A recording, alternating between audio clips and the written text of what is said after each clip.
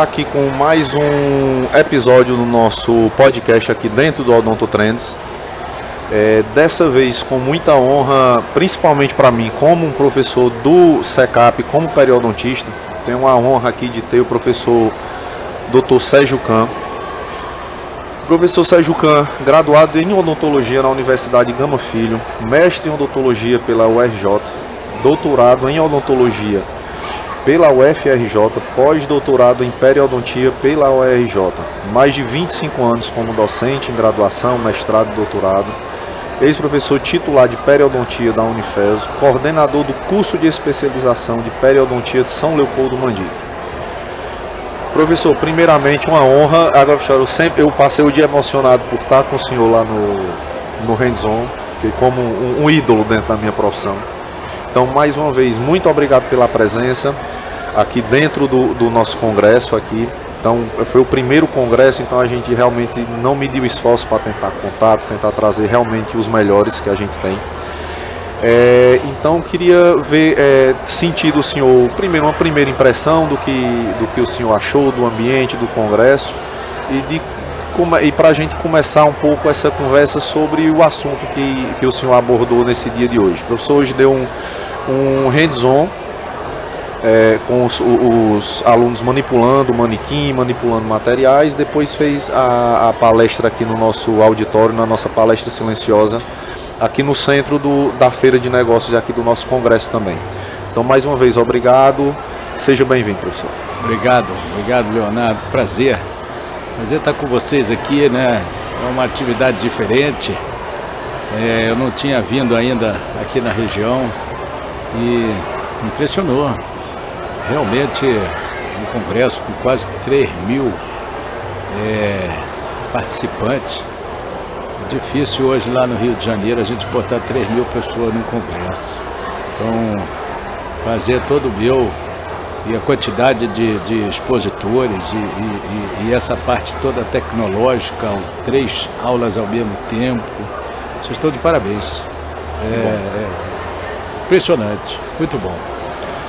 Que bom, professor. Que bom que a gente também causou realmente essa boa impressão, essa boa primeira impressão no senhor com relação, porque foi um esforço que a gente fez para ver essa novidade, vamos dizer assim. Então, a gente está vendo que está agradando e é uma novidade bem legal. Então, assim, o senhor como periodontista, eu vou chamar... Eu fiz minha especialização em periodontia há quase 20 anos. Então, eu tive professores que a gente chama até hoje de periodontista raiz. Por que periodontista raiz? Que ele brigava muito. A gente chegava na especialização e ele chegava e todo mundo, não, vamos fazer cirurgia, vamos fazer isso, vamos abrir retalho, isso ou aquilo. Ele dizia sempre, ninguém vai fazer cirurgia, ninguém vai abrir retalho antes de vocês aprenderem a raspar. Se vocês não tiverem um sítio descontaminado, se vocês não tiverem um local, aquele famoso, se vocês não souberem o básico, vocês não vão para canto nenhum. Então o senhor, como realmente pela a tamanha experiência, assim, o que o senhor poderia ir nos introduzindo sobre a ciência periodontia, professor? Eu acho que está perfeito. Eu tenho um pouquinho mais de tempo que você, eu sou periodontista há 33 anos. E engraçado que hoje eu trabalho com cirurgia periodontal no dia a dia. A minha clínica, talvez 90%, quando eu não estou dando aula, viajando, eu estou na clínica, eu sou clínico. E a minha clínica, 90% é cirurgia periodontal, mas a minha formação de periodontia, ela foi uma formação de epidemiologia de doença periodontal. Não foi formação de cirurgia. Eu vim mexer com cirurgia mesmo, eu já estava terminando o doutorado. Então é muito importante que tenha um embasamento científico forte. E isso, você sabe que isso a gente não encontra mais, está encontrando muito pouco. Não sei se as pessoas não estudam mais tanto, não tem tanto esse embasamento científico. Tudo. Agora, isso sempre existiu, quer fazer cirurgia, sempre. Desde aquela época, a gente queria fazer também, e fazia.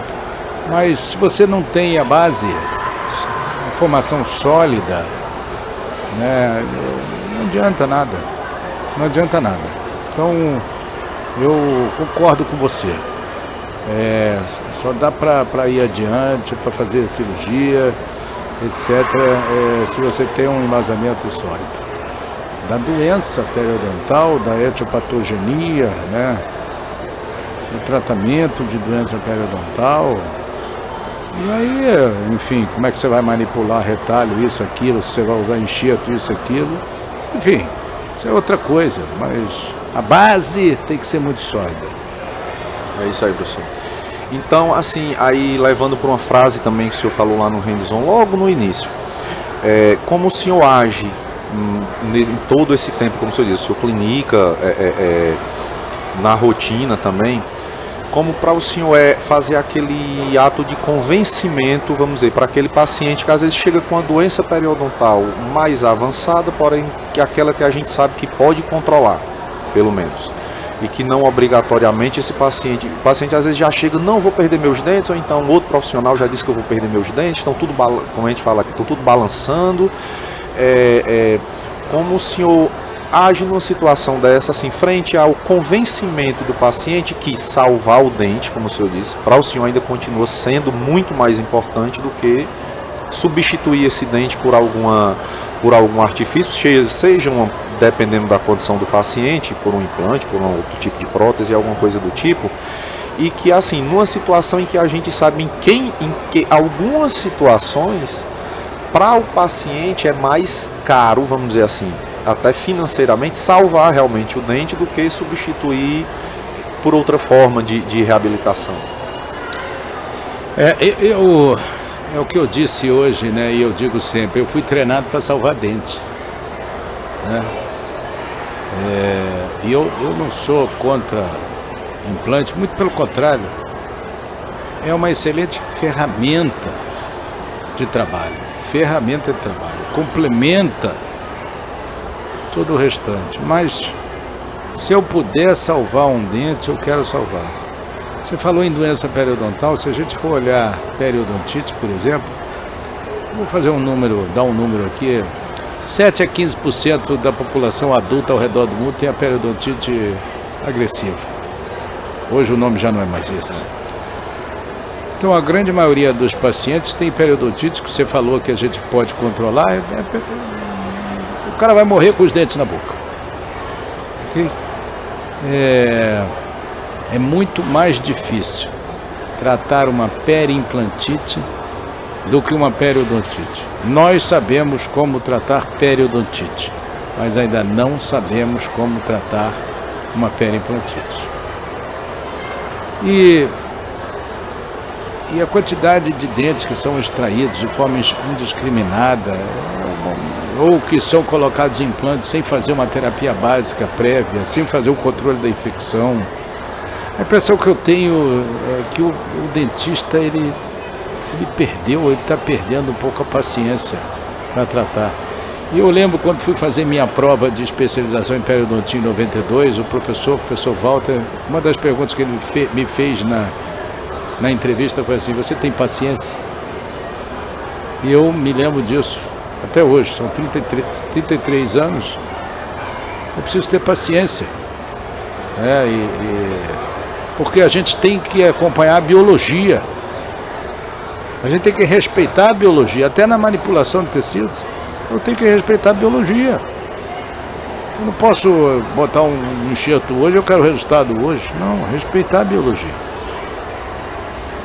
Mesmo porque, como o senhor diz, o paciente também não tem paciência, quer tudo para ontem, quer que tudo seja rápido. Aí, quando a gente faz uma cirurgia periodontal, também aquela questão da conversa. Você vai formar um tecido necrótico, vai ficar verde isso daí, não se preocupe. O paciente, a gente vai começar, vou te acompanhar por no mínimo 90 dias. O paciente, isso tudo. Então vamos ter paciência, respeitar. E se vier perder um dente, você tem que fazer uma regeneração óssea, por exemplo, e instalação de implantes, tecido Aí conjuntivo, vai. isso aqui, nós estamos falando de uma brincadeira de quase 2 anos. 2 anos. Isso. Então, para um lado ou para o outro. Tá? Então, é paciência e respeitar a biologia. É o que eu brigo muito realmente com o paciente com relação a isso. Professor, como tema central da palestra do senhor hoje, a palestra foi manipulação dos tecidos moles ao redor de dentes e implantes. Nessa palestra o senhor foca tanto na questão do autógeno, vamos dizer assim, quanto dos substitutos dos tecidos moles, vamos chamar mais simplificadamente, porque tem muito aluno nosso aí, a gente quer até com que faça que eles se interessem pela especialidade.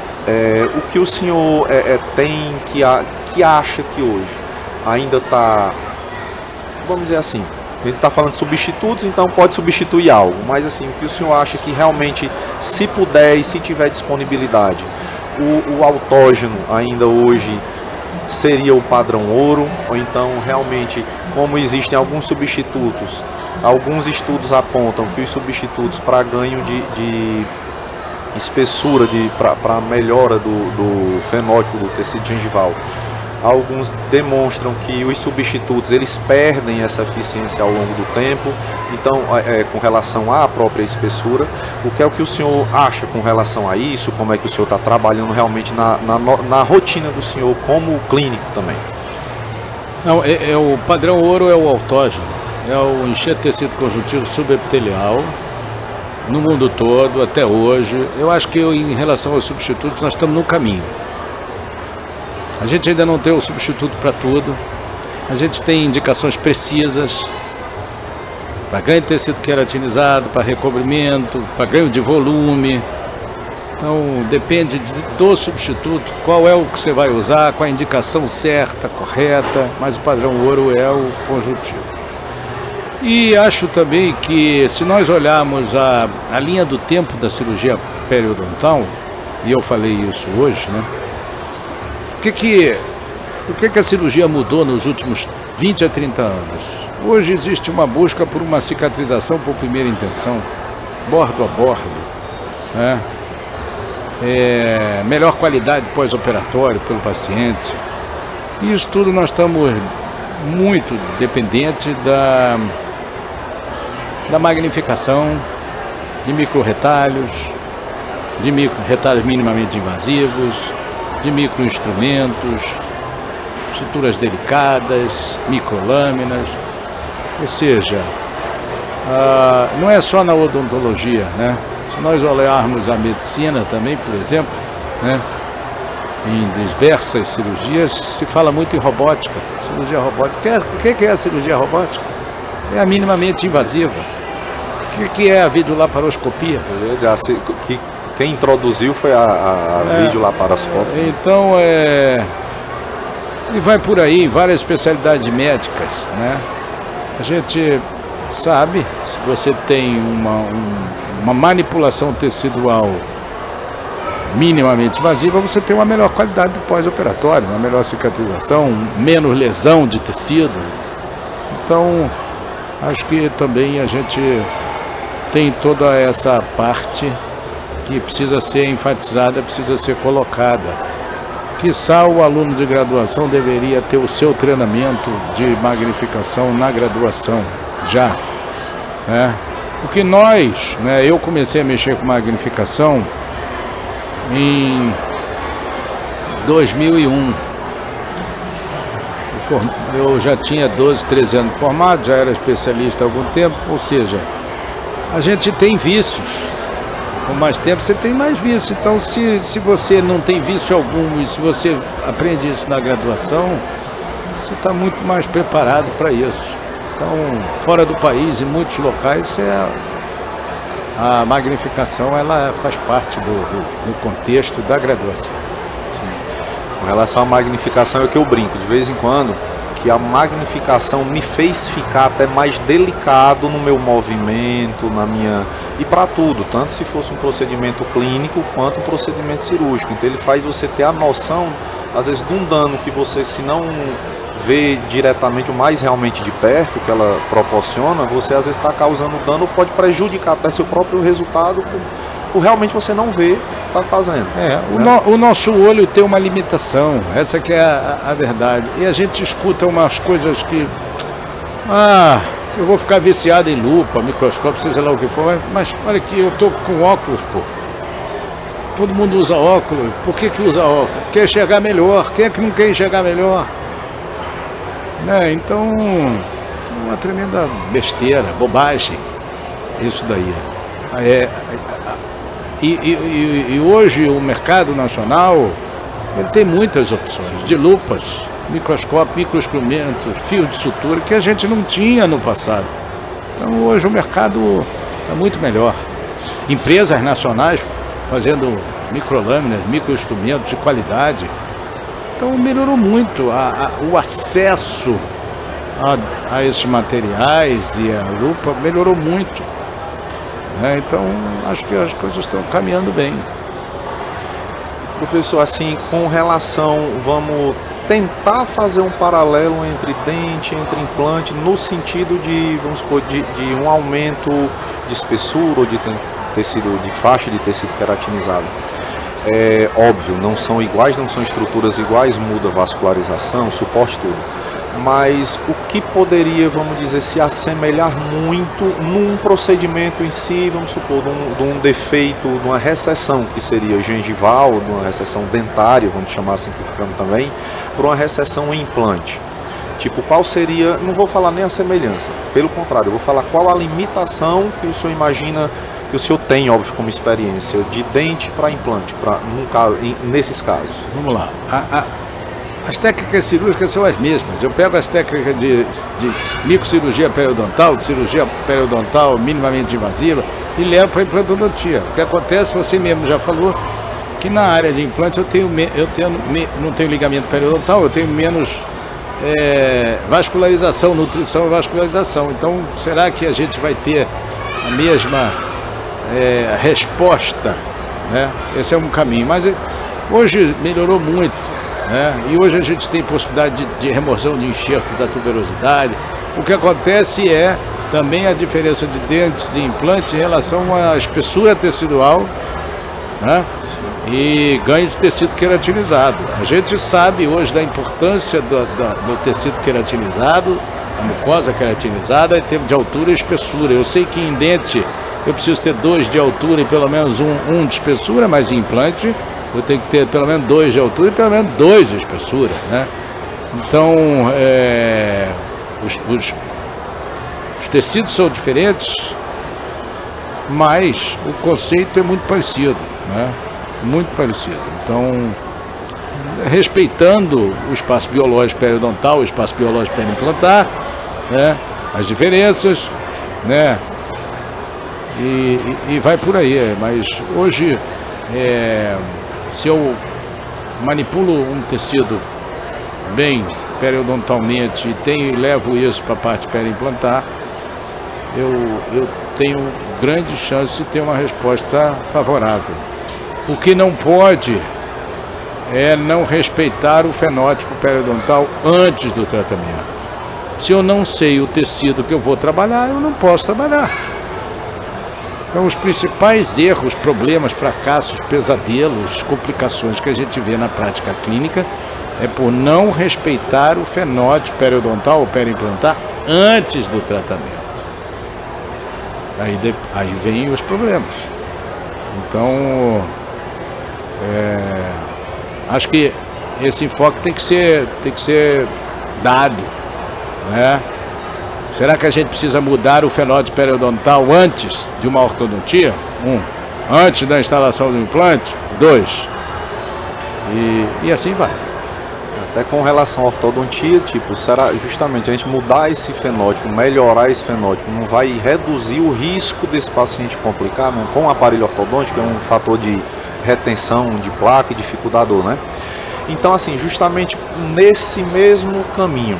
Então, com relação, vamos dizer, a essa prevenção ou então realmente ao cuidado. Implante pós-extração, vou botar de um molar, imediato. o senhor aconselharia sempre fazer essa compensação com o tecido conjuntivo subepitelial ou não? Realmente vai depender do caso? Se eu tenho um tecido espesso, teoricamente eu não precisaria torná-lo muito espesso. Se eu tenho um tecido que é fino, eu tenho que mudar o fenótipo. O que se faz muito de rotina é um sobretratamento. Quando ele é fino, quando ele é espesso, tem gente que bota sempre conjuntivo para torná-lo muito espesso. Mas são protocolos de tratamento que eu respeito. O que eu vejo é que num país que tem a quantidade de faculdade de odontologia que nós temos, quantidade de cursos de graduação, pós-graduação, cursos de final de semana, onde não há curva de aprendizado, onde não há treinamento, embasamento, É muito importante acompanhar o paciente, acompanhar a cicatrização. Se um aluno só vem depois de um mês, ele não viu a cicatrização. Então, além disso, as técnicas se abriram, A ortodontia hoje, o clínico faz ortodontia, as empresas estão falando isso. A implantodontia é a mesma coisa, O mercado fala isso. Antigamente não, eram poucos cursos de implantodontia, poucos cursos de ortodontia. Na medida que as técnicas se abrem, muita gente começa a fazer, gente que não tem o embasamento suficiente para isso, aí começa a aparecer mais problema. É muita mais gente fazendo. Então, eu acho que não dá para a gente ter cursos só de final de semana. O pessoal vem fazer imersão com a gente, quer fazer ele faz a imersão porque ele tem o caso amanhã para fazer, não é assim? E a curva de aprendizado para tudo na odontologia leva tempo. Você vai fazer um preparo de laminado, instalar um implante, uma cirurgia, seja lá o que for, uma cirurgia periodontal, leva tempo para essa curva de aprendizado. Não é assim, de um dia para o outro. Como o senhor diz, até para ele ter o próprio conhecimento por ele daquelas etapas, a etapa de cicatrização, a etapa inicial. Então, realmente não adianta, ele faz a cirurgia hoje, vai deixar alguém lá do curso que está lá, vai remover sutura, olhe lá se for reabsorvível, ele também não vai ver esse acompanhamento. Como o senhor diz, a gente faz um acompanhamento de 5, 8, 10 dias, 15 dias, 30, ele só vai ver só com 30. Então, nesse período, o que tiver de errado vai dar nesse período, ele também não vai saber por quê, em que condição. Exatamente. O que aquele paciente também passou, até para ele ter uma noção do que aconselhar para o paciente com relação ao cuidado pós-operatório, o cuidado que ele tem que ter prévio também. É claro, porque o nosso resultado depende do paciente. Se você não acompanhar, se você não tiver o paciente consciente e a gente não conseguir acompanhar, todo o nosso resultado depende desse relacionamento. Exatamente. Uma limitação, para mim, é praticamente uma contraindicação. Tanto para implante quanto para enxerto gengival, eu nem questiono com o paciente isso. Paciente fumante, o que o senhor poderia nos dizer até como questão de conceito, de estudo, se houve alguma mudança? A gente sabe que o cigarro em geral, independente, ele torna realmente, muda muita coisa sistemicamente e localmente pior ainda. Então, o que o senhor poderia nos dizer com relação a isso, tanto para pré, como para pós, quanto indicação, contraindicação, que a gente pode conversar com o nosso paciente? A gente sabe que o resultado do tratamento, seja ele qual for, em fumante, é pior do que não fumante. E eu vou mais adiante, no diabético, não controlado também. Não é à toa que a última classificação das doenças periodontais leva para o grade C, fumante e diabético, porque o resultado não é o mesmo. Então, Sérgio, eu não gosto de fazer cirurgia em paciente fumante, o resultado não é o mesmo, a gente não tem. E se eu não tenho um paciente diabético controlado, é a mesma coisa. A gente sabe também que o tratamento periodontal melhora o controle metabólico do diabetes, e o controle metabólico do diabetes melhora a resposta ao tratamento periodontal. Essa via de mão dupla, esse feedback. Então, isso tem que estar de acordo. Que bom, professor. Professor, mais uma vez, eu em nome do Congresso, eu em nome da nossa comunidade acadêmica, da nossa instituição SECAP em si, a gente está muito feliz mesmo em tê-los aqui, né, todos os professores, a gente não mediu realmente esforços de tentar de todo jeito trazê-los. Então eu queria que o senhor desse algumas palavras finais aqui, algum conselho, porque eu brinco muito com meus alunos, eu digo, vocês vão sair daqui todo mundo querendo fazer periodontia, eles olham para mim, porque, como você diz, a paciência, não quer raspar, não, vamos logo usar um ultrassom, eu digo, calma, vamos aprender, vocês vão aprender a segurar uma cureta, a afiar uma cureta, então desde esses conselhos, algum conselho básico que o senhor tem, algum conselho para a vida, que experiência, o professor já roda o mundo inteiro para dar aula e para também se qualificar mais ainda. E consideração aqui, como o senhor achou, o que é que está achando no nosso congresso, e mais uma vez, muito obrigado, professor. Eu que agradeço o convite, uma honra, um prazer estar aqui, foi uma experiência gratificante, né? Esse país é um país muito grande, muito rico, muito diferente. Cada local que a gente vai é completamente diferente. Agora, em relação à periodontia, não tem especialidade que não precise da periodontia. Então ele pode até não gostar da periodontia agora, mas vai precisar da periodontia lá na frente. Então, você não faz orto sem pério, você não faz dentística, não faz prótese, não faz implante, e vai por aí. Então, a periodontia é a base, né? Ela é a base, e hoje a importância da estética rosa, da estética branca. Implante, quando surgiu, sucesso em implantes era osso-integração, hoje ninguém fala de osso-integração, o sucesso é a estética dos tecidos periimplantares. Ou seja, a periodontia é a especialidade mais importante, é a base. Então, se não precisa da pério, se não gosta da pério hoje, vai precisar da pério lá na frente. É melhor que goste hoje. Melhor que goste, ou então tenham o mínimo conhecimento para encaminhar, para cuidar. Esse é o mais importante. Pode até não querer fazer, mas tem que saber dar o diagnóstico. Dar o diagnóstico e encaminhar para quem faça bem. É o que eu digo, no kit clínico de vocês, deixem o espelho, sonda, pinça e uma sondinha periodontal.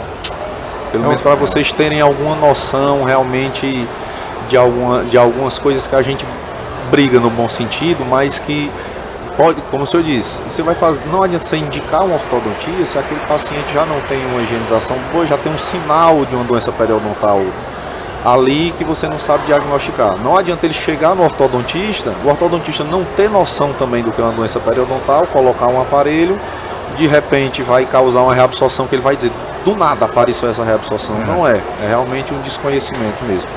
Professor, mais uma vez, muito obrigado, honrado, muito honrado, e vamos esperar a próxima oportunidade para a gente estar junto de novo. Um prazer.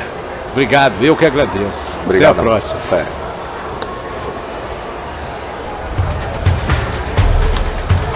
Show de bola. Valeu. Final do dia você tá